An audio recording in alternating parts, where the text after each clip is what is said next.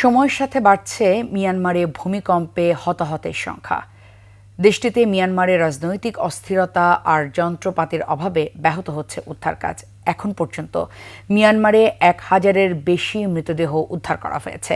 মিয়ানমারে 15 টন মানবিক ত্রাণ পাঠিয়েছে ভারত, আর উদ্ধারকারী দল পাঠিয়েছে চীন। জাতিসংঘ $5 মিলিয়ন জরুরি ত্রাণ তহবিল বরাদ্দ করেছে। বিস্তারিত নাইম আহমেদের ডেস্ক রিপোর্টে। ভূমিকম্পে বিধ্বস্ত মিয়ানমারে 6 অঞ্চলের মধ্যে শুধু মান্দালয় থেকেই উদ্ধার হয়েছে 700 মৃতদেহ।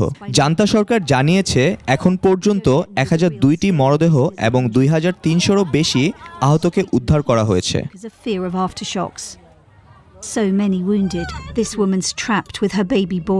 উদ্ধারকারীরা জানিয়েছে প্রয়োজনীয় যন্ত্রপাতির অভাবে খালি হাতে তাদের কাজ করতে হচ্ছে, ফলে ধ্বংসস্তূপের নিচে আটকে পড়াদের জীবিত উদ্ধার করা কঠিন হয়ে যাচ্ছে।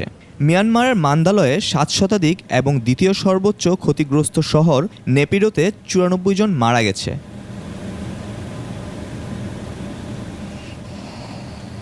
মাঠের অলরাউন্ডার আমি, আর ঘরের অলরাউন্ডার টাইলক্স।